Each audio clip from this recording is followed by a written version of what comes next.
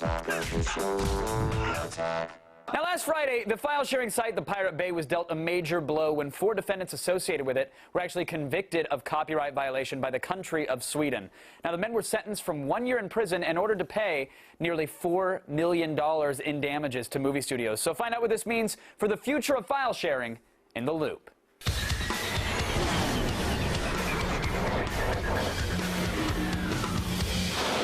Joining me now to help us make sense of it all, Los Angeles Times contributor Ben Fritz is here. How are you, Ben?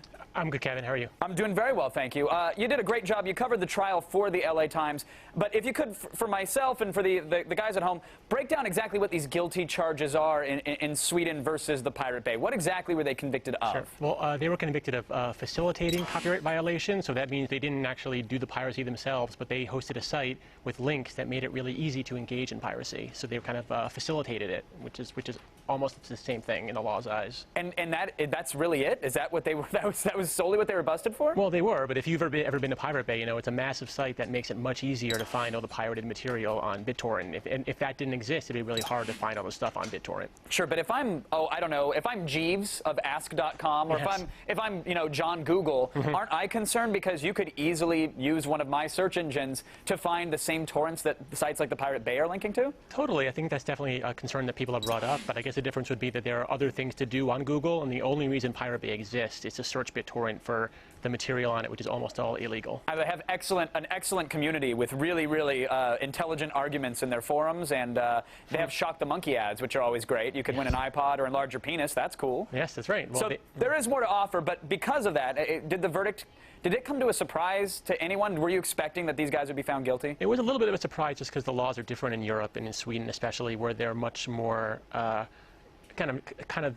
they're not necessarily on the side of the studios all the time. The way sure. in the United States, the laws are definitely the way Hollywood wants them to be. Over there, they're much more open, and it wasn't clear whether this would be considered a crime just to provide links to piracy, the way the studios want it to be. So people were not sure it would turn out this way. Right. Well, they came down, of course, against the guys. Now, what happens to them? I mean, they're found guilty. Do you think they'll actually serve their year in jail? Are they going to actually owe millions of dollars? Well, they definitely owe the money, and they're appealing right now. It's unclear whether they're going to win the appeal or not, but I think it's quite possible they'll end up spending their time in jail. I think it's very unlikely they're going to come up with $3.6 million. Right. I don't think those guys have that money. Right. I mean, their site was making a profit, though. I mean, granted, maybe not in the millions, but they were making some money off the Pirate Bay, right? Yeah, they absolutely were making money, and I think that was part of the reason they lost the case, is because the government proved that they were actually engaging in a commercial enterprise where they were not only helping piracy but making money off of piracy. Now, these guys, they're appealing the process, like you said. That could take potentially years. Last I checked, which was minutes ago, Pirate Bay is still up, still linking to everything. So